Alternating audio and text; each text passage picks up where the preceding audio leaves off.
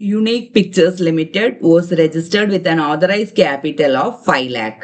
അപ്പോൾ ഇവരുടെ authorise capital ഇവർക്ക് മാക്സിമം റൈസ് ചെയ്യാൻ പറ്റുന്ന എമൗണ്ട് കമ്പനിയുടെ ക്യാപിറ്റലായിട്ട് റൈസ് ചെയ്യാൻ പറ്റുന്ന എമൗണ്ട് ആണ് ഇവരുടെ ഓതറൈസ് ക്യാപിറ്റൽ, അത് 5 lakhs divided into 20,000 5% preference shares. അതിൽ ആദ്യത്തെ part 20,000 5% preference shares of ₹10 each, അപ്പോൾ 2 lakh ആയി. അപ്പോൾ 2 lakh വാല്യൂ ഉള്ള പ്രിഫറൻസ് ഷെയർസ് ഇവരുടെ കയ്യിലുണ്ട്. And 30,000 equity shares of ₹10 each. 30,000 equity shares, അതിന്റെ വാല്യൂ ₹10, അപ്പോൾ 3 lakh. അപ്പോൾ 3 lakh വാല്യൂ ഉള്ള ഇക്വിറ്റി ഷെയർസ്, 2 lakh വാല്യൂ ഉള്ള പ്രിഫറൻസ് ഷെയർസ്, ഇത്രയാണ് ഈ കമ്പനിക്ക് ഉള്ളത്. The company issued 10,000 preference shares and 15,000 equity shares for public subscription. ഈ 20,000 preference shares ഉള്ളതിനകത്ത് അവർ 10,000 preference shares പബ്ലിക്കിന് ഇപ്പൊ ഇഷ്യൂ ചെയ്യുന്നുള്ളൂ ഫണ്ട് കളക്ട് ചെയ്യാൻ വേണ്ടി. ഇക്വിറ്റി ഷെയർസ് 30,000 ഉണ്ട്, അതിൽ 15,000 മാത്രമാണ് ഇപ്പൊ ഇഷ്യൂ ചെയ്യുന്നത് ഫണ്ട് കളക്ട് ചെയ്യാനായിട്ട്. അപ്പൊ ഇത് എങ്ങനെയാണ് അവർ കളക്ട് ചെയ്യുന്നതെന്നുള്ളത് നമുക്ക് ഇവിടെ തന്നിട്ടുണ്ട്. ആദ്യ ആപ്ലിക്കേഷൻ മണി ഇക്വിറ്റി ഷെയർസിന് ₹2, പ്രിഫറൻസ് ഷെയർസിന് അതുപോലെ ₹2 ആണ്. Allotment money equity shares 3, preference shares 3. ഇപ്പൊ സെയിം എമൗണ്ട് തന്നെയാണ്. First call, second and final call. അത് ഇക്വിറ്റി ഷെയർസ് 2.5, പ്രിഫറൻസ് ഷെയർസ് 2.5. അപ്പൊ ഇങ്ങനെയാണ് കളക്ട് ചെയ്യാൻ തീരുമാനിച്ചിരുന്നത്. All the shares were fully subscribe. നമ്മൾ പബ്ലിക്കിന് സബ്സ്ക്രൈബ് ചെയ്യാൻ കൊടുത്ത എല്ലാ ഷെയർസും അവർ മേടിച്ചു. All the dues were received except the second and final call on 100 equity shares. അപ്പോൾ സെക്കൻഡ് ആൻഡ് ഫൈനൽ കോൾ നമ്മൾ വിളിച്ച സമയത്ത് ഒരു 100 ഇക്വിറ്റി ഷെയർസ് നമുക്ക് പൈസ തന്നിട്ടില്ല. ആൻഡ് ഓൺ 200 പ്രിഫറൻസ് ഷെയർസ്, അതുകൂടാതെ ഒരു 200 പ്രിഫറൻസ് ഷെയർസ് നമുക്ക് തന്നിട്ടില്ല സെക്കൻഡ് ആൻഡ് ഫൈനൽ കോളിൽ. അപ്പൊ ഇവിടെ നമുക്ക് കിട്ടുന്നില്ല, അല്ലെങ്കിൽ കോൾസിന് അരിയർ വരുന്നത് നമ്മുടെ ലാസ്റ്റ് കോൾ മാത്രം, സെക്കൻഡ് ആൻഡ് ഫൈനൽ കോളിൽ മാത്രം. 100 ഇക്വിറ്റി ഷെയർസും 200 പ്രിഫറൻസ് ഷെയർസിന്റെയും ₹2.50 വെച്ചിട്ട് നമുക്ക് കിട്ടത്തില്ല. അപ്പൊ ഇതാണ് നമുക്ക് റെക്കോർഡ് ചെയ്യാനുള്ളത്. ഓക്കെ, ശരി. അപ്പൊ ഇതിലിപ്പോ നമുക്ക് ഒരു എക്സ്ട്രാ പുതിയ കാര്യം പഠിക്കുന്നത് എന്താന്ന് വെച്ചാൽ നമ്മൾ ഒരുമിച്ച് എഴുതാൻ പോകുന്നത്. ഇപ്പം ഞാൻ പറഞ്ഞു, നമ്മൾ ഷെയർ ക്യാപിറ്റലിന് വെറുതെ എഴുതാതെ ഏതാണ് ഇക്വിറ്റി ആണോ പ്രിഫറൻസ് ആണോ അതിന്റെ പേരും കൂടി എഴുതണമെന്ന് മുന്നേ നമ്മൾ പറഞ്ഞിട്ടുണ്ടായിരുന്നു. അപ്പോൾ അതിന്റെ ഇമ്പോർട്ടൻസ് എന്ന് പറയുന്നത് ഇതുപോലെ ഒരുമിച്ച് വരുമ്പോൾ ഇക്വിറ്റി ഷെയറും പ്രിഫറൻസ് ഷെയറും ഉള്ള ക്വസ്റ്റൻ ആണെങ്കിൽ നമ്മൾ ജേണൽ എൻട്രി എഴുതുമ്പോൾ കമ്പൈൻഡ് ആയിട്ട് എഴുതുക. അപ്പൊ അങ്ങനെ എഴുതുമ്പോൾ നമുക്ക് തിരിച്ചറിയാൻ അത് ഭയങ്കര ഹെൽപ്ഫുൾ ആയിരിക്കും. ആദ്യം നമ്മൾ ഇക്വിറ്റി ഷെയറിന്റെ ആപ്ലിക്കേഷൻ മണി കളക്ട് ചെയ്യുന്ന എഴുതും, പിന്നെ പ്രിഫറൻസ് ഷെയറിന്റെ അത് എഴുതും. ഇത് നമ്മൾ ഒറ്റ ജേണൽ എൻട്രിയിലായിരിക്കും എഴുതുന്നത്. ഓക്കെ, ഇനി ഇവിടെ നമ്മൾ റിസീവ് ചെയ്യുന്ന ജേണൽ എൻട്രീസ് എഴുതുന്നില്ല, കാരണം ഇവരിവിടെ ക്യാഷ് ബുക്ക് പ്രിപ്പയർ ചെയ്യാൻ നമ്മളോട് പറഞ്ഞിരിക്കുക. അപ്പോൾ കമ്പനി അക്കൗണ്ട്സിൽ ഏതെങ്കിലും ക്വസ്റ്റ്യനിൽ നമ്മളോട് ക്യാഷ് ബുക്ക് പ്രിപ്പയർ ചെയ്യാൻ പറഞ്ഞാൽ അവിടെ നമ്മൾ റെസീപ്റ്റ് എൻട്രി, അതായത് എമൗണ്ട് റിസീവ് ചെയ്യുന്ന ബാങ്ക് എൻട്രീസ് കാണിക്കേണ്ട കാര്യം വരുന്നില്ല. അല്ലെങ്കിൽ നമ്മൾ ആദ്യം എഴുതുമായിരുന്നു bank account debit to equity share application account to preference share application account. അതിപ്പോൾ എഴുതാത്ത കാര്യം എന്ന് വെച്ചാൽ ഇവർ നമ്മളോട് ക്യാഷ് ബുക്ക് പ്രിപ്പയർ ചെയ്യാനാണ് പറഞ്ഞേക്കുന്നത്. ക്യാഷ് ബുക്കും ബാലൻസ് ഷീറ്റും ജേണലും. ഇങ്ങനെ ചോദിക്കുവാണെങ്കിൽ journal entries, receipt journal entries എല്ലാം നമ്മൾ നമ്മുടെ ക്യാഷ് ബുക്കിനകത്ത് എഴുതുക. അതുകൊണ്ടാണ് ഇവിടെ നമ്മൾ റെസീപ്റ്റ് ജേണൽ എൻട്രി കാണാത്തത്. അപ്പൊ ഇവിടെ ഇവര് നോക്കിക്കോണം, ഈ ക്യാഷ് ബുക്ക് കണ്ടോ, ക്യാഷ് ബുക്ക് പ്രിപ്പയർ ചെയ്യും. Normal single column cash book prepare ചെയ്യും. ബട്ട് ഇവിടെ നമ്മൾ ബാങ്ക് കോളം എന്നാണ് അസ്യൂം ചെയ്യുന്നത് ക്യാഷ് ബുക്കിന്.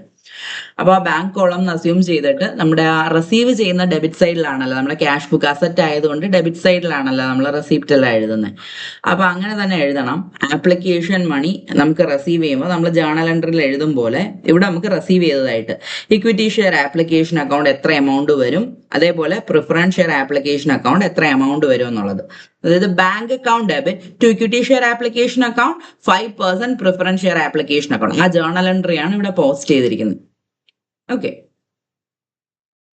അപ്പൊ ഇവർ ഇഷ്യൂ ചെയ്തേക്കുന്നതെന്ന് പറയുന്നത് ഷെയർസ് അതിന്റെ അക്കൗണ്ട് വെച്ചിട്ട് നമുക്ക് എമൗണ്ട് പറഞ്ഞുതരാം. എമൗണ്ട് വരുന്നതെന്ന് വെച്ചാൽ ആപ്ലിക്കേഷൻ മണി രണ്ടുപേർക്കും 2 ആണ്. ഇതില് 10,000 ഇൻറ്റു 2ഉം 15,000 ഇൻറ്റു 2. അതാണ് ഈ എമൗണ്ട്സ് വരുന്നത്. Okay, 10,000 into 2, 15,000 into 2. അതാണ് 30,000, 20,000. ഇനി വരുന്നത് അലോട്ട്മെന്റ് കേസ്. അലോട്ട്മെന്റ് ഒക്കെ ഇനി നമുക്ക് ഡ്യൂ തന്നെ ആദ്യം വരുന്നത്. ഇപ്പൊ ഷെയർ ആപ്ലിക്കേഷൻ മണി നമുക്ക് ക്യാപിറ്റലോട്ട് ട്രാൻസ്ഫർ ചെയ്യാം. അതാണ് സെക്കൻഡ് ജേണൽ എൻട്രി. ഇവിടെ തന്നേക്കുന്ന നമ്മളെ സെക്കൻഡ് ജേണൽ എൻട്രി തൊട്ട് അവർ എഴുതിയിരിക്കുന്നത്. ഇതിൽ equity share application account debit 5% preference share application account debit to equity share capital account to 5% preference share capital account. അപ്പോൾ ഇത് നമ്മളിപ്പോൾ ട്രാൻസ്ഫർ ചെയ്യുക. ഇനി നമ്മൾ ഷെയർ ക്യാപിറ്റലിലോട്ട് 15,000 ഇൻറ്റു 2 റുപ്പീസും ഉണ്ട്, അതിൽ 10,000 ഇൻറ്റു 2 റുപ്പീസും ഉണ്ട്. അതിനെ രണ്ടിനെയും കൂടി നമ്മൾ നമ്മുടെ ഷെയർ ക്യാപിറ്റലിലോട്ട് മാറ്റി. പ്രിഫറൻസ് ഷെയർ ആപ്ലിക്കേഷനെ പ്രിഫറൻസ് ഷെയർ ക്യാപിറ്റലിലോട്ടും equity share application money equity share ക്യാപിറ്റലിലോട്ടും ട്രാൻസ്ഫർ ചെയ്തു. ഓക്കെ അല്ലേ? ശരി, ഇനി നമ്മൾ അലോട്ട്മെന്റ് ഡ്യൂ എൻട്രി എഴുതാൻ പോവാ. അപ്പോൾ അലോട്ട്മെന്റ് മണി എത്ര എമൗണ്ട് ആണ്?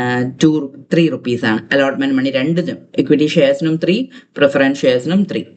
അപ്പൊ അതാണ് അടുത്ത വരുന്നത്.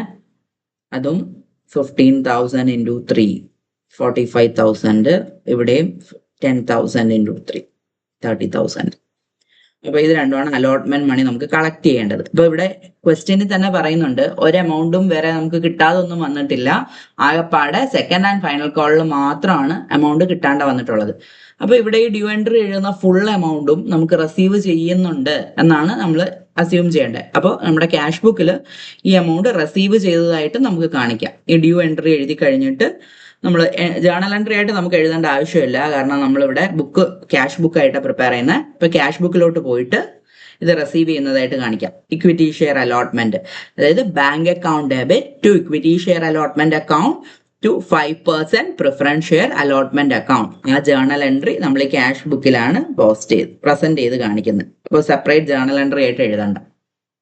ഓക്കെ ആണോ? ഇനി അടുത്തത് ഫസ്റ്റ് കോളിന്റെ ഡ്യൂ എൻട്രി. ഫസ്റ്റ് കോളിന്റെ ഡ്യൂ എൻട്രി എഴുതുമ്പോഴും നമുക്ക് ജേണലിനകത്ത് എഴുതാം. Equity share first call account debit preference share first call account debit to equity share capital account to 5% preference share capital account. ഈ ക്വസ്റ്റ്യനിൽ ഡിഫറൻസ് വരുന്ന രണ്ട് കാര്യങ്ങളാണ്. ഒന്നാമത്തെ കാര്യം, നമ്മൾ ഇക്വിറ്റി ഷെയറും പ്രിഫറൻസ് ഷെയറും രണ്ടും ഡിഫറൻഷിയേറ്റ് ചെയ്ത് ഒറ്റ ജേണൽ എൻട്രിയിൽ കാണിക്കുന്നുണ്ട്. അത് കൂടാതെ ക്യാഷ് ബുക്ക് പ്രിപ്പയർ ചെയ്യുന്നുണ്ട്. അപ്പൊ വേറെ ഡിഫറൻസ് ഒന്നും നമുക്ക് വരുന്നില്ല. ഇത്രയാണ് നമ്മൾ പുതിയതായിട്ട് ഇവിടെ പഠിക്കുന്നത്. ഇതിനകത്ത് ഓക്കെ, അപ്പൊ എമൗണ്ട് നോക്കാൻ വേണ്ടിയിട്ടാണ് allotment. Okay, first call 2.50, first കോളും സെക്കൻഡ് കോളും അത് തന്നെയാണ് 2.50. അപ്പൊ 15,000 ഇൻറ്റു 2.50 ചെയ്യുമ്പോഴാണ് 37,500. 15,000 ഇൻറ്റു 2.50. ഓക്കെ, ഈ ഡെസിമൽ മൾട്ടിപ്ലൈ ചെയ്യാൻ ബുദ്ധിമുട്ടുണ്ടെങ്കിലേ 15 ഇൻറ്റു 25 ചെയ്തിട്ട് പിന്നെ ആ റൈറ്റ് സൈഡിൽ നിന്ന് പോയിന്റ്സ് മാറ്റി കൊടുത്താൽ മതിയാവും. സീറോസ് ആയതുകൊണ്ട് നമുക്ക് ആ ഒരു പ്രശ്നം വരത്തില്ല കേട്ടോ. 25 ഇൻറ്റു 15 ചെയ്തിട്ട് സീറോസ് മാറ്റി പോയിന്റ് കൊടുത്താൽ മതി. മൾട്ടിപ്ലിക്കേഷൻ പ്രശ്നമില്ലല്ലോ അല്ലേ? ഓക്കെ ഓക്കെ, 10,000 ഇൻറ്റു 2.5 അതാണ് നമുക്ക് ഈ വരുന്നത് 25,000. അതും ഒക്കെയാണ്. അപ്പോൾ ഇത് രണ്ടും നമ്മൾ ഈ ഡ്യൂ എൻട്രിയിൽ തന്നെ നമ്മുടെ ഷെയർ ക്യാപിറ്റലിലോട്ടും പ്രിഫറൻസ് ഷെയർ ക്യാപിറ്റലിലോട്ടും ട്രാൻസ്ഫർ ചെയ്തു. അപ്പൊ അതവിടെ കഴിഞ്ഞു. ഇനി ഈ എമൗണ്ട് റിസീവ് ചെയ്യണം. ഇതുപോലെ ഈ ഫസ്റ്റ് കോളിൽ നമുക്ക് വേറെ എമൗണ്ട് ഫുൾ എമൗണ്ടും കിട്ടിയിട്ടുള്ളതായിട്ടാണ് അസംഷൻ. ഫുൾ എമൗണ്ട് കളക്ട് ചെയ്യാം. അപ്പൊ അത് നമുക്ക് ഇവിടെ എഴുതാൻ പറ്റില്ല. ക്യാഷ് ബുക്കിൽ പോകണം. ക്യാഷ് ബുക്കിൽ bank account debit to equity share first call account to 5% preference share account. Preference share first call account, ഇത് രണ്ടും ഇവിടെ നമ്മൾ എഴുതി. കുഴപ്പമില്ലല്ലോ. നമ്മൾ ജേണൽ എൻട്രി എഴുതുന്നതിന് പകരം ക്യാഷ് ബുക്ക് വരച്ച് അതിന്റെ ഡെബിറ്റ് സൈഡിൽ ഈ എൻട്രീസ് എഴുതുന്നു എന്ന് മാത്രമേ ഉള്ളൂ. വേറെ ഡിഫറൻസ് ഒന്നുമില്ല. ഇനി നമ്മൾ വരുന്നത് സെക്കൻഡ് ആൻഡ് ഫൈനൽ. ഓക്കെ, ശരി. ഇന്നത്തെ സെക്കൻഡ് ആൻഡ് ഫൈനൽ കോൾ. അപ്പോൾ സെക്കൻഡ് ആൻഡ് ഫൈനൽ കോൾ വരുമ്പോൾ അവിടെ ക്വസ്റ്റ്യനിൽ പറയുന്നുണ്ട് ഒരു 100 ഇക്വിറ്റി ഷെയർസ് എമൗണ്ട് തന്നിട്ടില്ല, അതുപോലെ 200 പ്രിഫറൻസ് ഷെയർസ് എമൗണ്ട് തന്നിട്ടില്ല. അപ്പോൾ ഡ്യൂ ആവുന്ന സമയത്ത് നമുക്കത് കുഴപ്പമില്ല. ഡ്യൂ ആവുമ്പോൾ ഡ്യൂ എൻട്രി എഴുതണം. ഇവിടെ അവർ ഡ്യൂ എൻട്രി എഴുതിയിട്ടില്ല എന്നല്ല, എഴുതിയിട്ടുണ്ട്. സെഗ്രിഗേറ്റ് ചെയ്തിട്ടില്ല. സെപ്പറേറ്റ് ചെയ്യണം. ഓക്കെ, ഇത് സെപ്പറേറ്റ് ചെയ്യണം. ഓക്കെ, അപ്പൊ ഇത് equity share second and final call account debit 5% preference share second and final call account debit to equity share capital account to 5% preference share capital account. അപ്പൊ ഇവിടെയും 2.50 amount. അപ്പൊ same amount 37,500 and 25,000 ആണ് വരുന്നത്. അപ്പൊ ആദ്യം തന്നെ നമ്മൾ അത് ഡ്യൂ ആണെന്ന് പറഞ്ഞിട്ട് ഷെയർ ക്യാപിറ്റലിലോട്ട് ട്രാൻസ്ഫർ ചെയ്തിട്ടുണ്ട്. ഇനി ഇതിൽ കിട്ടാത്തത് നമുക്ക് അരിയർ ആയിട്ട് കാണിക്കാം. ബട്ട് അരിയറിന്റെ എൻട്രി മാത്രം നമ്മൾ ജേണലിൽ കാണിച്ചാൽ മതി. എമൗണ്ട് റിസീവ് ചെയ്യുന്നത് നമുക്ക് കാണിക്കാൻ ഓപ്ഷൻ ഉണ്ട്. നമുക്ക് ക്യാഷ് ബുക്ക് ഉണ്ട്. അപ്പൊ ആദ്യം നമുക്ക് റിസീവ് ചെയ്ത കേസ് എഴുതാം. എത്ര എമൗണ്ട് കിട്ടി എന്നുള്ളത് എഴുതാം. അപ്പൊ കിട്ടാത്തത് എത്ര ഉണ്ടെന്നുള്ളത് കാൽക്കുലേറ്റ് ചെയ്ത് അങ്ങ് മൈനസ് ചെയ്താൽ മതി, വേറെ ഒന്നും അതിനകത്ത് ചെയ്യാല്ല. കിട്ടാത്ത എത്ര എമൗണ്ട് ഉണ്ടോ അത് നമ്മൾ കാൽക്കുലേറ്റ് ചെയ്ത് അങ്ങ് മൈനസ് ചെയ്താൽ മതി. ഇവിടെ 100 ഇക്വിറ്റി ഷെയർസ്, അപ്പൊ 100 ഇൻറ്റു 2.5 250 കിട്ടിയിട്ടില്ല. ഇനി പ്രിഫറൻസ് ഷെയർസ് 200 ഇൻറ്റു 2.5, അവിടെ 500 കിട്ടാനുണ്ട്. ഓക്കെ ആണല്ലോ. അപ്പൊ 250 500 നമുക്കിവിടെ കിട്ടാനുള്ളത്, 250 ആൻഡ് 500. അപ്പൊ ടോട്ടൽ എമൗണ്ട് 750 കിട്ടിയിട്ടില്ല. ഈ ജേർണൽ എൻട്രി ഇപ്പൊ എഴുതിയില്ലെങ്കിലും കുഴപ്പമില്ല, ആദ്യം നമ്മൾ ഇത് എഴുതിയാലും മതിയാവും. അപ്പോൾ ഇവിടെ equity share second and final call, bank account debit to equity share second and final call. അത് എഴുതുമ്പോൾ നമ്മൾ ആ 37,500 250 മൈനസ് ചെയ്യും. ബാലൻസ് എമൗണ്ട് ക്യാഷ് ആയിട്ട് നമുക്ക് റിസീവ് ആയിട്ടുള്ളൂ ബാങ്കിൽ 37,250. അതേപോലെ പ്രിഫറൻസ് ഷെയറിന്റെ കേസ് നമുക്ക് 25,000 വരണമായിരുന്നു. ബട്ട് അവിടെ ഒരു 200 ഷെയർസ് ഡീഫോൾട്ട് ആണ്, അവർ തന്നിട്ടില്ല. അതുകൊണ്ട് 5% preference share second and final call account, അതായത് bank account debit to 5% preference share second and final call. അവിടെ എമൗണ്ട് 25,000 മൈനസ് 500 24,500 ഉള്ളൂ. ഓക്കെ. ഇനി നമുക്കിവിടെ പേയ്മെന്റ് സൈഡിൽ ഒന്നുമില്ല. യൂഷ്വലി നമ്മളുടെ ഇക്വിറ്റി ഷെയർസിൻ്റെതും പ്രിഫറൻസ് ഷെയർസിന്റെ ഒക്കെ എമൗണ്ട് കളക്ട് ചെയ്യുമ്പോൾ നമുക്ക് ക്യാഷ് അക്കൗണ്ട് ക്രെഡിറ്റ് സൈഡിൽ പ്രത്യേകിച്ച് ഒന്നും വരത്തില്ല. നമ്മൾ എപ്പോഴും ഡെബിറ്റ് സൈഡ് ഫുള്ള് ടോട്ടൽ ചെയ്ത് അതിന്റെ ബാലൻസ് ഇപ്പുറത്തോട്ട് എഴുതി കാണിക്കും എന്നുള്ളതേ ഉള്ളൂ, വേറെ ഒന്നും വരത്തില്ല കേട്ടോ. ഫുള്ള് ടോട്ടൽ ചെയ്യുക, ഇപ്പുറത്തെ സൈഡിൽ ബൈ ബാലൻസ് ക്യാരി ഡൗൺ 2,49,250 ഈ എമൗണ്ട് തന്നെ വരും. രണ്ട് സൈഡിലും ടോട്ടൽ അതേ എമൗണ്ട് എഴുതി കൊടുക്കുക. ഓക്കെ, വേറെ ഒന്നുമില്ല ഇതില്. ഇനി നമുക്ക് കോൾസ് ഇൻ അരിയർ എത്ര എമൗണ്ട് കിട്ടിയില്ല എന്നുള്ളത് നമ്മൾ calls in arrear account use ചെയ്ത് പ്രസന്റ് ചെയ്യുക. അപ്പം കുറച്ചുകൂടി എന്താ പറയാ, നമുക്ക് ഫുൾ ഡിസ്ക്ലോഷർ ആണ് അക്കൗണ്ട്സ് എപ്പോഴും വേണ്ട. അപ്പം ഫുൾ ആയിട്ട് പ്രസന്റ് ചെയ്യുമ്പോൾ ആൾക്കാർക്ക് അറിയാൻ പറ്റും എത്ര എമൗണ്ട് കിട്ടി എത്ര എമൗണ്ട് കിട്ടിയില്ല എന്ന്. അതാണ് ഈ കോൾസ് ഇൻ അരിയറിന്റെ ഇമ്പോർട്ടൻസ്.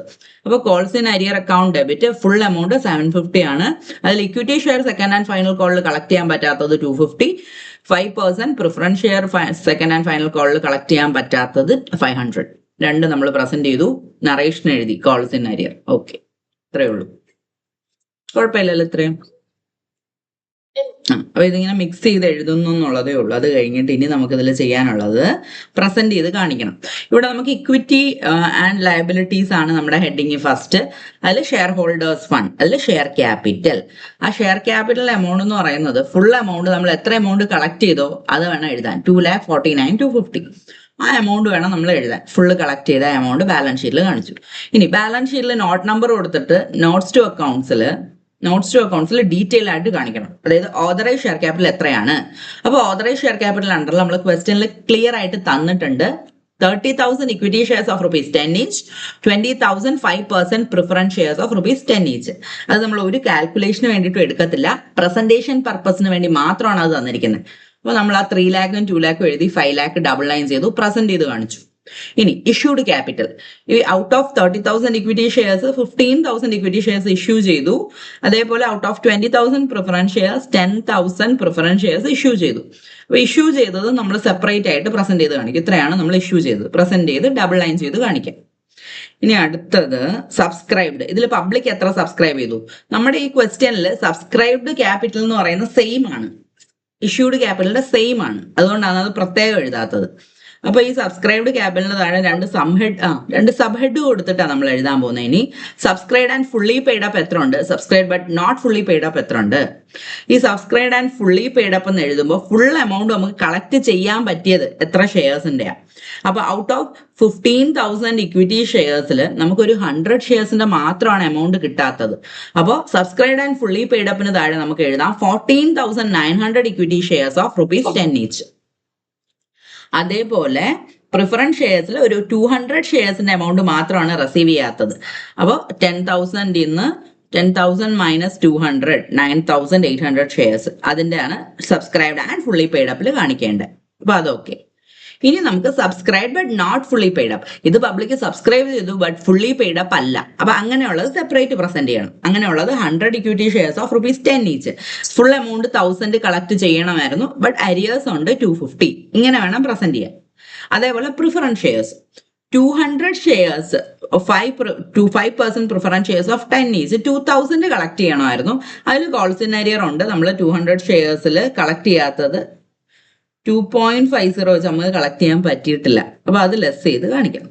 ഓക്കെ, അപ്പൊ ഇത്രയും ചെയ്യുമ്പോഴാണ് നമുക്ക് കാൽക്കുലേഷൻ ചെയ്യാൻ നമ്മുടെ സബ്സ്ക്രൈബ് ആൻഡ് ഫുള്ളി പെയ്ഡ് അപ്പിന്റെയും subscribe but not fully paid അപ്പിന്റെയും ഡിഫറൻസ് ആണ് എടുക്കേണ്ടത്. അപ്പൊ മുകളിലുള്ള ഓതറൈസ്ഡും സബ്സ്ക്രൈബും ജസ്റ്റ് എഴുതി ഡബിൾ ലൈൻ ചെയ്ത് കാണിക്കത്തേ ഉള്ളൂ നോട്ട്സ് ടു അക്കൗണ്ട്സിൽ.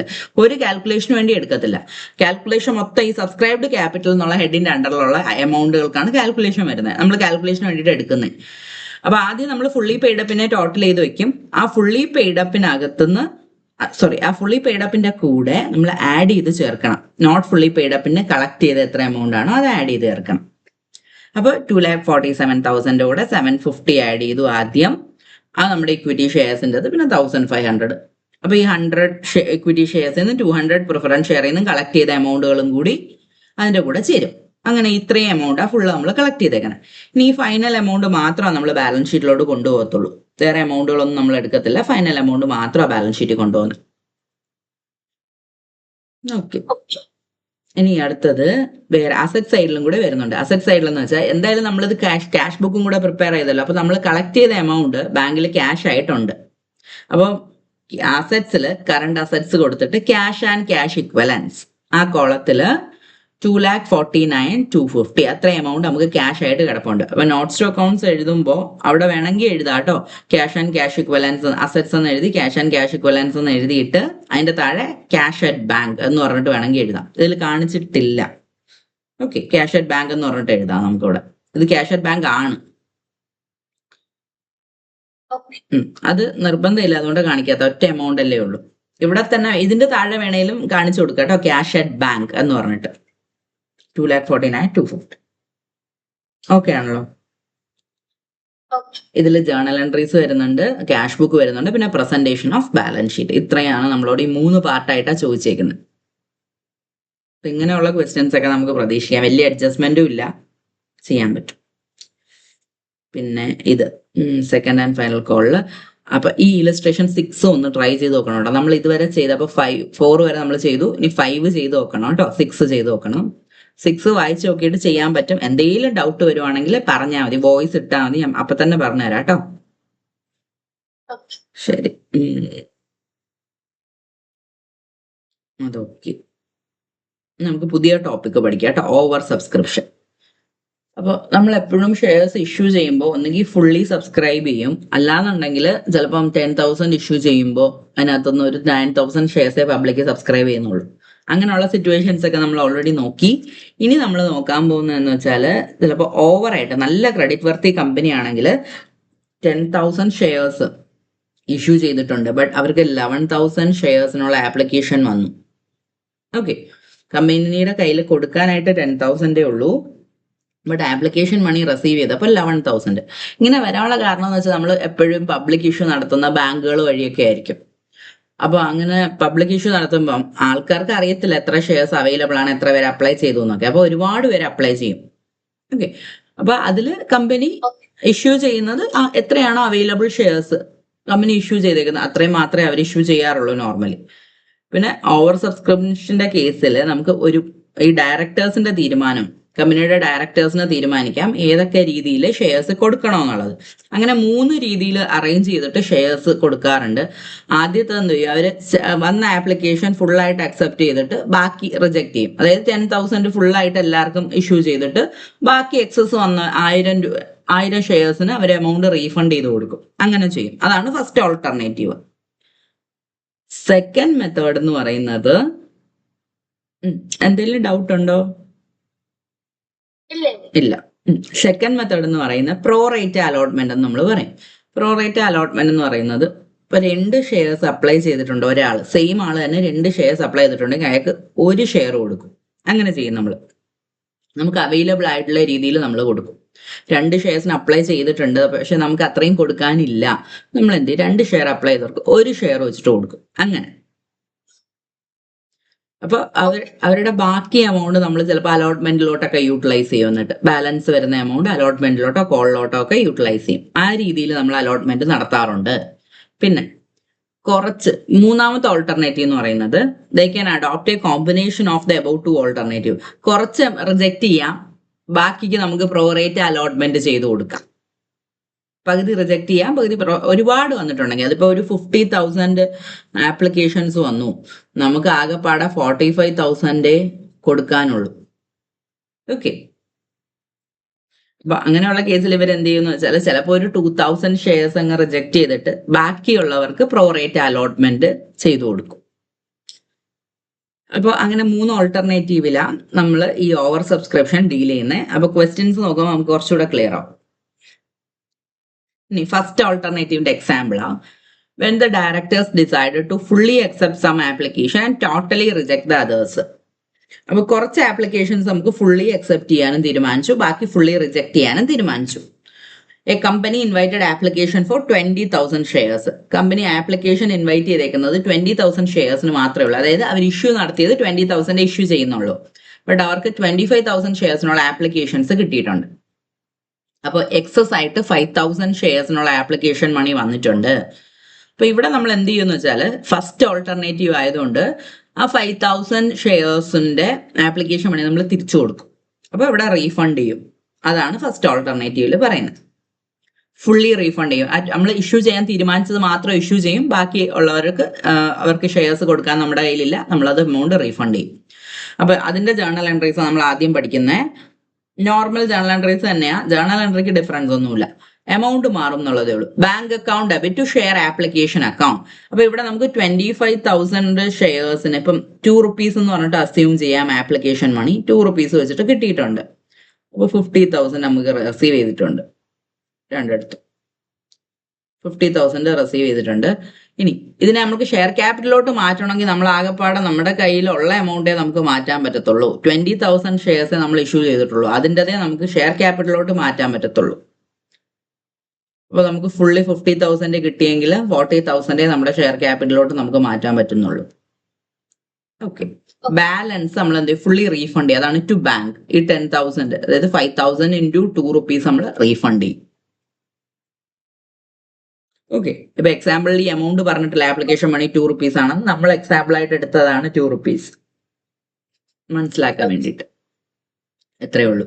പിന്നെ വരുമ്പോഴത്തേക്കും അലോട്ട്മെന്റ് വന്നാലും ആ അലോട്ട്മെന്റ് എമൗണ്ട് കളക്ട് ചെയ്യുന്നതും എല്ലാം ഈ 20,000 മാത്രമായിരിക്കും. കാരണം ഇതിന് ഇനി ഒരു റിലേഷനും ഇല്ല. ഈ 5,000 ഷെയർസ് ഇൻറ്റു 2 rupees അത് ഫുൾ ആയിട്ട് 5,000 ഷെയർസിന്റെ നമ്മൾ ആപ്ലിക്കേഷൻ മണി റീഫണ്ട് കൊടുത്തതാണ്. ഇനി അതിന് ഒരു അഡ്ജസ്റ്റ്മെന്റും ഇല്ല, ഒന്നുമില്ല, അവിടെ വെച്ച് തീരുക. അപ്പൊ അതാണ് ഫസ്റ്റ് ഓൾട്ടർനേറ്റീവ്. ഓക്കെ ആണല്ലോ. അധികം വന്നത് റീഫണ്ട് ചെയ്യുക മാത്രം ചെയ്തു. സെക്കൻഡ് ഓൾട്ടർനേറ്റീവ് എന്ന് പറയുന്നത് ഇവരെന്ന് വെച്ചാൽ പ്രോറേറ്റ് അലോട്ട്മെന്റ് എന്ന് നമ്മൾ പറയും. പ്രപ്പോർഷനേറ്റ് ആയിട്ട് ഷെയർസ് കൊടുക്കും. when the directors opt to make a proportionate allotment to all applicants, അതിനെയാണ് നമ്മൾ പ്രപ്പോർഷനേറ്റ് ആയിട്ട് അലോക്കേറ്റ് ചെയ്യുന്നതിനാണ് പ്രോറേറ്റ് അലോട്ട്മെന്റ് എന്നുള്ള പേരിൽ പറയുന്നത്. Excess application money received is adjusted towards the amount on allotment. അപ്പോൾ പിന്നെ ഇതിപ്പം ഇവർക്കിപ്പം ഞാൻ പറഞ്ഞില്ലേ 2 ഷെയർ അപ്ലൈ ചെയ്തവർക്ക് നമ്മൾ 1 ഷെയർ കൊടുക്കും. എന്നാൽ ഇവരുടെ ആപ്ലിക്കേഷൻ മണി എക്സസ് തന്നെയാണ് കിടക്കുന്നത്. അത് നമ്മൾ അലോട്ട്മെന്റിലോട്ടൊക്കെ ആയിരിക്കും യൂട്ടിലൈസ് ചെയ്യുന്നത്. ഇവരുടെ കയ്യിൽ എക്സസ് ആയിട്ട് ഇരിക്കുന്ന എമൗണ്ട് ആപ്ലിക്കേഷന് കിട്ടിയത് അലോട്ട്മെന്റിലോട്ടൊക്കെ യൂട്ടിലൈസ് ചെയ്യും.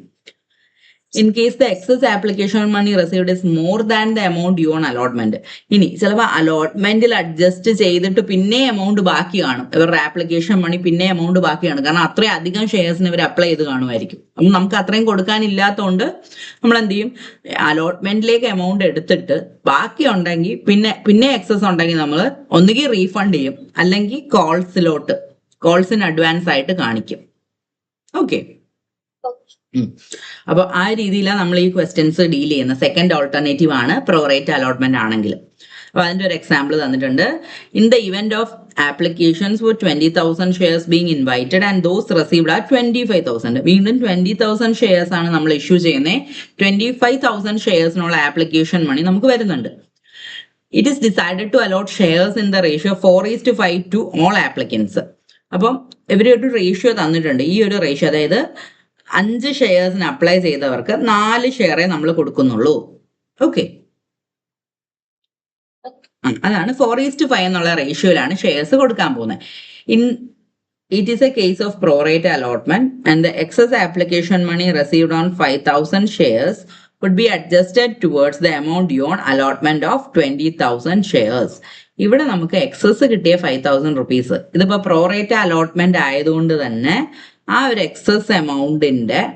എക്സസ് ഷെയർസിന്റെ ആപ്ലിക്കേഷൻ മണി അലോട്ട്മെന്റിലേക്ക് യൂട്ടിലൈസ് ചെയ്യാം. അങ്ങനെയാ പറഞ്ഞേക്കുന്നത്. അപ്പോൾ ഇത് ജേണൽ എൻട്രി എഴുതുമ്പോൾ നമുക്ക് മനസ്സിലാവും. ഇപ്പൊ നമുക്ക് 25,000 എമൗണ്ട് കളക്ട് ചെയ്യുവാണ്, 2 rupees വെച്ചിട്ട് 50,000. ഓക്കെ, ഇപ്പൊ ഇവിടെയാണ് നമുക്ക് പ്രോറേറ്റ് അലോട്ട്മെന്റ് എഫക്റ്റ് അറിയാൻ പറ്റുന്നത്, സെക്കൻഡ് ജേണൽ എൻട്രിയിൽ. ഓക്കെ, അപ്പൊ ഇവിടെ നമ്മൾ എന്ത് ചെയ്യുന്ന വെച്ചാൽ നമുക്ക് മൊത്തം ആപ്ലിക്കേഷൻ മണി കയ്യിലിരിക്കുന്നത് 25,000 into 2 rupees ഉണ്ട്. അത് 50,000. അതിൽ നമുക്ക് ഷെയർ ക്യാപിറ്റലിലേക്ക് ട്രാൻസ്ഫർ ചെയ്യാൻ പറ്റുന്ന ആകെ എമൗണ്ട് എന്ന് പറയുന്നത് 20,000 into 2 rupees ആണ്. അപ്പൊ അത് 40,000. അത് നമ്മൾ ട്രാൻസ്ഫർ ചെയ്തു. അടുത്തത് ടു ഷെയർ അലോട്ട്മെന്റ്. അപ്പൊ അലോട്ട്മെന്റിൽ നമ്മൾ ഈ 20,000 ഇപ്പോൾ ഒരു എക്സാമ്പിൾ ആയിട്ട് എടുക്കുവാണെങ്കിൽ 3 rupees ആണ് അലോട്ട്മെന്റിൽ ഫുൾ ആയിട്ട് നമുക്ക് കളക്ട് ചെയ്യേണ്ടതെന്ന് വിചാരിച്ചോ. അപ്പൊ നമുക്ക് ശരിക്കും 3 rupees ആണ് വേണ്ടുന്നേ. അങ്ങനെ ആകുമ്പോൾ 20,000 into 3 ശരിക്കും നമുക്ക് 60,000 rupees ആവശ്യമാണ്. ഓക്കെ, അത് നമുക്ക് ആവശ്യമുള്ളതാണ്. പക്ഷെ നമുക്കിവിടെ എക്സസ് ആയിട്ട് എത്രയുണ്ട്? എക്സസ് ആയിട്ട് 5,000 into 2 ഇവിടെ കിടപ്പുണ്ട് എക്സസ് ആയിട്ട്.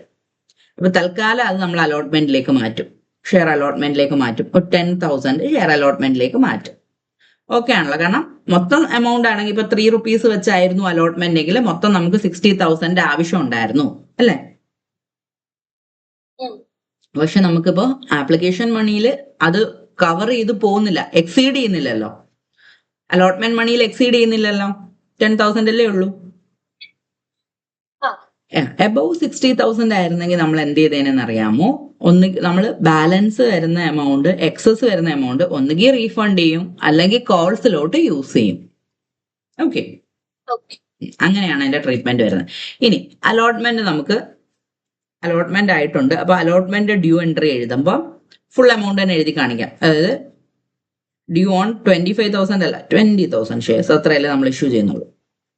അപ്പൊ ഇതില് ഡ്യൂ ആവുമ്പോ 20,000 into എത്രയാണോ അലോട്ട്മെന്റ് മണി, ഇപ്പൊ 3 rupees വെച്ച് നമ്മൾ അസ്യൂം ചെയ്ത്, അപ്പൊ 20,000 into 3. അതേപോലെ ഷെയർ ക്യാപിറ്റലിലും 20,000 into 3. ഇപ്പൊ 60,000 വെച്ച് നമുക്ക് വേണമായിരുന്നു. ഇവിടെ നമ്മൾ കളക്ട് ചെയ്യുന്ന ടൈമിൽ പക്ഷെ നമ്മൾ ആ 10,000 കുറച്ചിട്ട് ബാക്കി കളക്ട് ചെയ്താൽ മതി. അതാണ് ഇതിന്റെ ഡിഫറൻസ്, ഈ ജേണൽ എൻട്രിയിൽ വരുന്ന ഡിഫറൻസ്. കാരണം എമൗണ്ടിലെ നമുക്ക് ആ ഡിഫറൻസ് അറിയാൻ പറ്റത്തുള്ളൂ. ഇവിടെ നമ്മൾ കളക്ട് ചെയ്യുമ്പോൾ 60,000 മൈനസ് നമ്മൾ ഓൾറെഡി നമ്മളെ പ്രോറേറ്റ് അലോട്ട്മെന്റിൽ അഡ്ജസ്റ്റ്മെന്റ് നടത്തിയ എമൗണ്ടിനെ അങ്ങ് മൈനസ് ചെയ്യണം. മൈനസ് ചെയ്തിട്ട് ബാക്കി നമ്മൾ കളക്ട് ചെയ്യത്തുള്ളൂ 50,000. കാരണം ഓൾറെഡി ഈ ഷെയർ അലോട്ട്മെന്റ് അക്കൗണ്ടിൽ 10,000 കിടപ്പില്ലേ ഇവിടുന്ന്. അതുകൊണ്ട് എന്ത് ചെയ്യും, 50,000 ഇനി ബാലൻസ് കളക്ട് ചെയ്താൽ മതി. ഓക്കെ അല്ലേ. അപ്പൊ ജേണൽ എൻട്രീസ് എഴുതുമ്പോൾ ഈ ഒരു രീതിയിൽ വരും എന്നുള്ളതാണ് പ്രോറേറ്റ് അലോട്ട്മെന്റിന്റെ പ്രത്യേകത. Okay, clear. ഇനി നമുക്കൊരു തേർഡ് ഓൾട്ടർനേറ്റീവ്. തേർഡ് ഓൾട്ടർനേറ്റീവിൽ എന്ന് വെച്ചാൽ ചില ഷെയർസ് നമ്മൾ ഫുൾ ആയിട്ട് റിജക്ട് ചെയ്യും. അവർക്ക് ചില ഷെയർ ഹോൾഡേഴ്സിന് നമ്മൾ ഒരു ഷെയർ പോലും കൊടുക്കുന്നില്ല, ഫുള്ളി റിജക്ട് ചെയ്യും. ചില ഷെയർ ഹോൾഡേഴ്സിന്, റിമൈനിങ് ഷെയർ ഹോൾഡേഴ്സിന് നമ്മൾ പ്രോറേറ്റ് അലോട്ട്മെന്റിൽ കൊടുക്കും.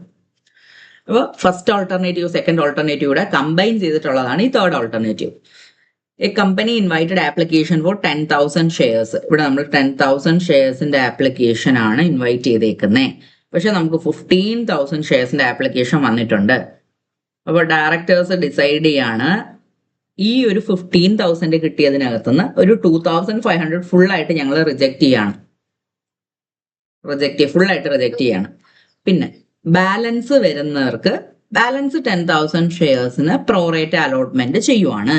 അപ്പൊ പ്രോറേറ്റ് അലോട്ട്മെന്റ് ചെയ്യുവാണെങ്കിൽ അപ്പൊ മൊത്തം എത്ര ഷെയർസാ? 12,500 ഷെയർസാ ഉള്ളത്.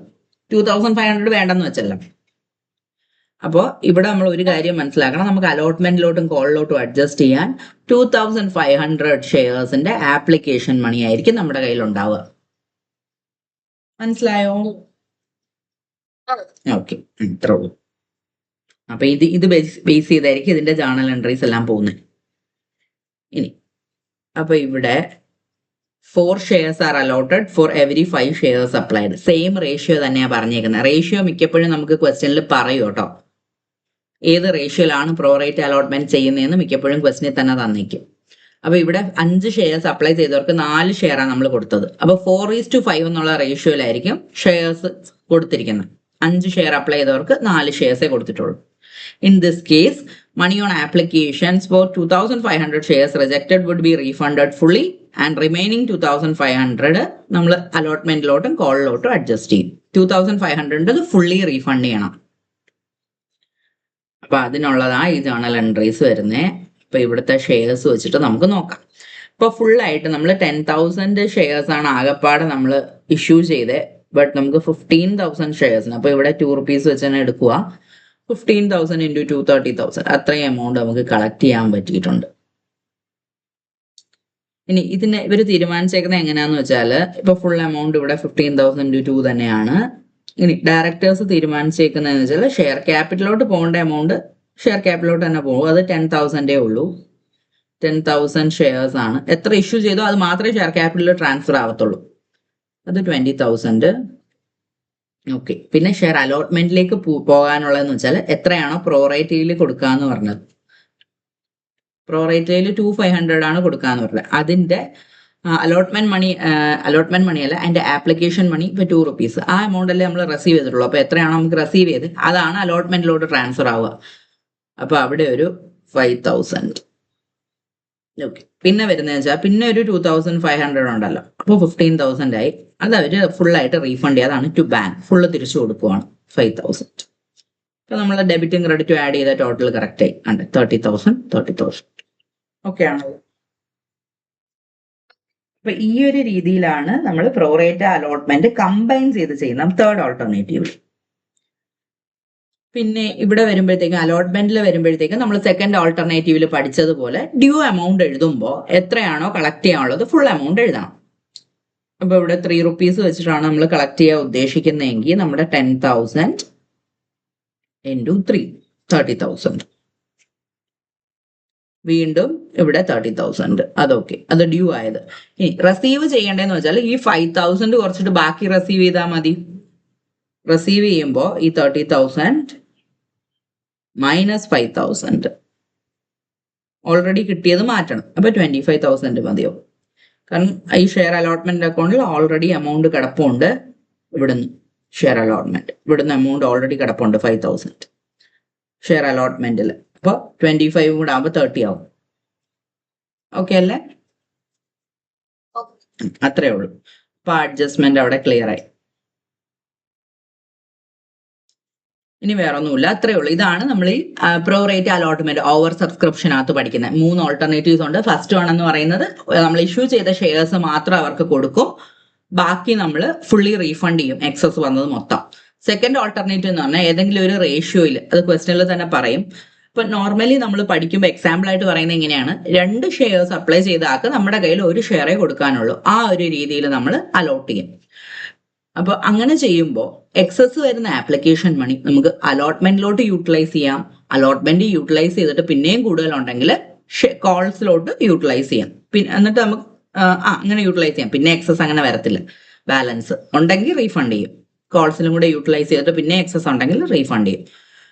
ഇനി ലാസ്റ്റ് വൺ എന്ന് പറയുന്നത് കമ്പൈൻ ചെയ്ത് ചെയ്യുവാണ്. ഇപ്പൊ ഇവിടെ തന്നെ നമ്മൾ പറഞ്ഞു മൊത്തം 15,000 ആപ്ലിക്കേഷൻസ് വന്നതിൽ 2,500 ഫുള്ളി റിജക്ട് ചെയ്തു. ഫുള്ളായിട്ട് ആപ്ലിക്കേഷൻ മണി തിരിച്ചു കൊടുത്തു.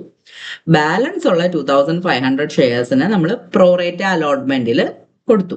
അപ്പൊ ഈ പ്രോറേറ്റ അലോട്ട്മെന്റ് കൊടുത്തു എന്ന് പറയുമ്പോൾ തന്നെ എത്രയാണോ എക്സസ് ഷെയർസ് അതിന്റെ എമൗണ്ട് നമുക്ക് അലോട്ട്മെന്റിലോട്ടും കോളിലോട്ടും യൂട്ടിലൈസ് ചെയ്യാം. അത്രേ ഉള്ളൂ മീനിങ്. നമ്മൾ കൂടുതലായിട്ട് ഒന്നും ചിന്തിക്കേണ്ട. എക്സസ് വന്ന ആപ്ലിക്കേഷൻ മണി നമുക്ക് അലോട്ട്മെന്റിൽ യൂട്ടിലൈസ് ചെയ്യാം, അതേപോലെ കോൾസിലോട്ടും യൂട്ടിലൈസ് ചെയ്യാം. അത്രേ ഉള്ളൂ. അപ്പൊ അത് നമ്മൾ പഠിച്ചു. അടുത്ത ക്വസ്റ്റ്യൻ അത് ബേസ് ചെയ്തിട്ടുള്ള ക്വസ്റ്റ്യൻ ആട്ടോ. ഇതിൽ record the journal entries due 2 months after allot. ഇതില് നമുക്ക് പറയുന്ന വെച്ചാൽ ഇതിനൊരു ടൈം ഗ്യാപ്പ് ഒക്കെ വരുന്നുണ്ട് കേട്ടോ. നമ്മളിപ്പോ ഫസ്റ്റ് കോള് ചെയ്ത് കഴിഞ്ഞിട്ട് മിക്കപ്പോഴും 2 months ഒക്കെ കഴിഞ്ഞിട്ടായിരിക്കും സെക്കൻഡ് ആൻഡ് ഫൈനൽ കോൾ ഒക്കെ ചെയ്യുന്നത്. എപ്പോഴും നമ്മൾ ഒറ്റയടിക്ക് എടുക്കത്തില്ല. ഇപ്പൊ ആപ്ലിക്കേഷൻ ആയാലും 1 മാസമൊക്കെ കഴിഞ്ഞിട്ടായിരിക്കും അലോട്ട്മെന്റിന്റെ ഇത് വരുന്നത്, അലോട്ട്മെന്റ് ഡ്യൂ ആവുന്നത്. അപ്പോൾ ആ ഒരു ടൈം ഗ്യാപ്പ് കാണിക്കാൻ അവർക്ക് ഈ ഒരു ക്വസ്റ്റ്യൻ തന്നേക്കുന്നത്. നമ്മളപ്പോൾ ഡേറ്റ് ഇട്ട് ചെയ്യാൻ വേണ്ടിയിട്ടാണ്, ജേർണൽ എൻട്രീസ് ഡേറ്റ് ഇട്ട് ചെയ്യാൻ വേണ്ടിയിട്ട് ഈ ഇൻഫർമേഷൻസ് തന്നിരിക്കുന്നത് ഇവിടെ. ഓക്കെ, അപ്പൊ 1 lakh ഇക്വിറ്റി ഷെയർസ്. ഇതിൽ വേറെ അഡ്ജസ്റ്റ്മെന്റ് ഒന്നുമില്ല, നമ്മൾ ഈ ഡേറ്റിന്റെ കേസ് നന്നായിട്ട് നോക്കാൻ വേണ്ടിയിട്ടാ. പിന്നെ ഓവർ സബ്സ്ക്രിപ്ഷനും കൂടി ഉണ്ട്. അതായത് 1 lakh ഇക്വിറ്റി ഷെയർസ് ഇഷ്യൂ ചെയ്തപ്പോൾ 4 lakh ഷെയർസിന് ആപ്ലിക്കേഷൻ വന്നിട്ടുണ്ട്. അപ്പോൾ ആ 4 lakh ഷെയർസിന്റെ എക്സസ് ആപ്ലിക്കേഷൻ മണി അത് എങ്ങനെ യൂട്ടിലൈസ് ചെയ്യുന്നു എന്നുള്ളത്. Janata Paper Limited invited application for 1 lakh equity shares of ₹25 each payable as under. Application le ₹5 per share. Allotment le ₹7.50 per share. First call 7.50. Second and final call 5 per share. ഈ ഒരു രീതിയിലാണ് amount collect ചെയ്യാൻ പോകുന്നത്. But application മണി വന്നപ്പോൾ 4 lakh ഷെയർസിന് കിട്ടിയിട്ടുണ്ട്. And allotment was made on February 1, 2017. Allotment 1st February 2017 allotment journal entry എഴുതേണ്ടത്. Okay, അപ്പൊ എപ്പോഴും ഈ 1 month അല്ലെ 2 month ഗ്യാപ്പ് ഇട്ടിട്ടാണ് ആപ്ലിക്കേഷൻ, അലോട്ട്മെന്റ്, ഫസ്റ്റ് കോൾ ഒക്കെ വരുന്നത്. അത് ചിലപ്പോൾ ക്വസ്റ്റനിൽ അങ്ങനെ തന്നിരിക്കും. അപ്പോൾ record the journal entry in the books of the company. ഈ ക്വസ്റ്റ്യൻ പറഞ്ഞതിൽ എന്തെങ്കിലും ഡൗട്ട് ഉണ്ടോ ഇതുവരെ? ഇല്ല. അപ്പൊ ഇതിനകത്ത് നമുക്ക് ജേണൽ എൻട്രീസ് എഴുതി കാണിക്കണം. ഓരോ ട്രാൻസാക്ഷന്റെ ആയിട്ട് ജേണൽ എൻട്രീസ് ചോദിച്ചിട്ടുണ്ട്. ബട്ട് ഇതിൽ സിറ്റുവേഷൻസ് തന്നിട്ടുണ്ട്. നമ്മുടെ 3 ഓൾട്ടർനേറ്റീവ്സ് വെച്ചിട്ടും ഈ ജേണൽ എൻട്രീസ് എഴുതാനാണ് ഈ ക്വസ്റ്റ്യൻ നമുക്ക് തന്നേക്കുന്നത്. അതായത് ഇവിടെ ഓവർ സബ്സ്ക്രിപ്ഷൻ ഉള്ള കേസാ. ഈ 3 എണ്ണമേ ഓരോ ക്വസ്റ്റ്യൻസ് ആണ് കേട്ടോ. ഇതൊരു ക്വസ്റ്റ്യൻ, ഇതൊരു ക്വസ്റ്റ്യൻ, ഇതൊരു ക്വസ്റ്റ്യൻ. ഇത് 3ഉം കമ്പൈൻഡ് അല്ല. അപ്പൊ ഈ ഒരു സിറ്റുവേഷൻ ആണ് ഈ ഒരു ക്വസ്റ്റ്യൻ എങ്ങനെ ചെയ്യും. Second situation, third situation. അപ്പൊ സിറ്റുവേഷൻ 1 നമുക്ക് നോക്കാം. Directors decide to allot 1 lakh shares in full. അപ്പൊ ആദ്യത്തെ ഓൾട്ടർനേറ്റീവ് ആദ്യം തന്നേക്കുന്നത് 1 lakh ഷെയർസ് ഫുള്ളി അക്സെപ്റ്റ് ചെയ്യുന്നു. 3 lakh ഷെയർസിന്റെ ആപ്ലിക്കേഷൻ മണി ഫുള്ളി റിജക്ട് ചെയ്ത് ആപ്ലിക്കേഷൻ മണി റീഫണ്ട് ചെയ്യുന്നു. അപ്പൊ അതിൽ വേറെ കൺഫ്യൂഷൻ ഒന്നുമില്ല. നമുക്ക് ഫുള്ളി റിസീവ് ചെയ്തിട്ട് നമുക്ക് തിരിച്ചു കൊടുക്കുമ്പോൾ share application account debit to bank account എന്ന് പറഞ്ഞിട്ട് ഈ 3 lakh × 25 ഫുൾ ആയിട്ട് അങ്ങ് തിരിച്ചു കൊടുക്കും. ആ ഫസ്റ്റ് സിറ്റുവേഷനിൽ നമുക്ക് വേറെ ഒന്നും നോക്കാനില്ല. ഫുൾ എമൗണ്ട് അങ്ങ് തിരിച്ചു കൊടുക്കുകയാണ് ചെയ്യുന്നത്. ഇവിടെ ഇപ്പൊ ഇവിടെ 3 lakh × 25 ഫുൾ എമൗണ്ട് അങ്ങ് തിരിച്ചു കൊടുക്കുക. 3 lakh ഷെയർസിൻ്റെത്. എന്നിട്ട് 1 lakh ഷെയർസിന്റെ മാത്രമാണ് നമ്മൾ ആപ്ലിക്കേഷൻ മണി. എത്ര എമൗണ്ട്? 25 rupees അല്ല, 2.5 അല്ല, 5 rupees application. 25 rupees full amount on application 5 rupees ആണ്. ആ 5 rupees വെച്ചിട്ടാട്ടോ തിരിച്ചു കൊടുക്കുന്നത്.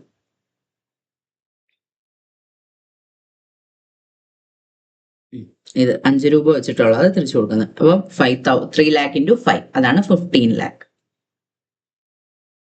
അത് നമ്മൾ ഈസി ആയിട്ടുള്ള ആൾട്ടർനേറ്റീവ് അല്ലേ. ഫുൾ ഇനി അതിനകത്ത് വേറെ അഡ്ജസ്റ്റ്മെന്റ് ഒന്നുമില്ല. പിന്നെ നമ്മൾ മുമ്പ് ചെയ്തിരുന്ന പോലെ അതേപോലെ അങ്ങ് കണ്ടിന്യൂ ചെയ്ത് പോയാൽ മതി. ജേണൽ എൻട്രീസ് ഒക്കെ ചെയ്യാൻ പറ്റുമല്ലോ. ഫസ്റ്റ് ഓൾട്ടർനേറ്റീവ് അത്രയേ ഉള്ളൂ, സിമ്പിൾ ആണ്. അതിനകത്ത് വേറെ ഒന്നുമില്ല. എക്സസ് റീഫണ്ട് ചെയ്തേ ഉള്ളൂ.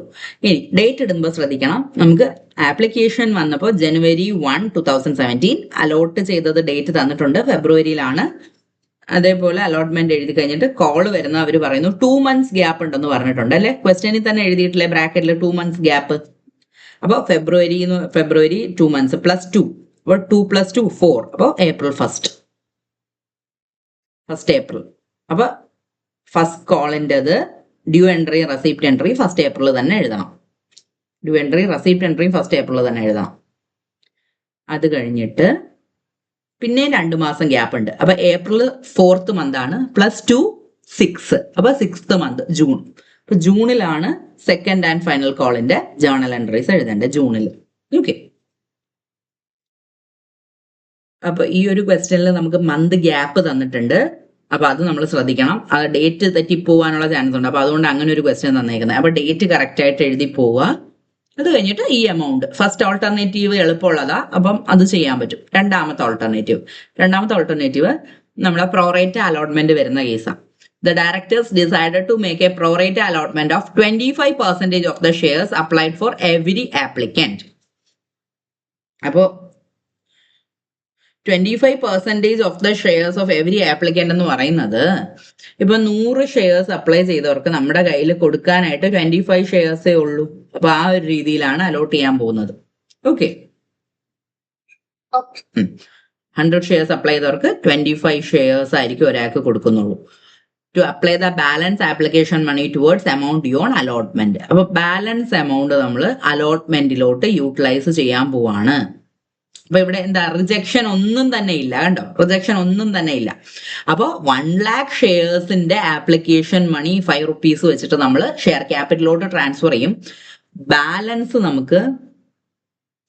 ബാലൻസ് നമുക്ക് മൊത്തം 4 lakh കിട്ടിയിട്ടുണ്ട്. അപ്പൊ ബാലൻസ് 3 lakh ഉണ്ട്. ആ 3 lakh ഷെയർസിന്റെ ആപ്ലിക്കേഷൻ മണി 5 rupees വെച്ചിട്ടുള്ളത് നമുക്ക് അലോട്ട്മെന്റിലോട്ടും കോൾസിലോട്ടും യൂട്ടിലൈസ് ചെയ്യാം.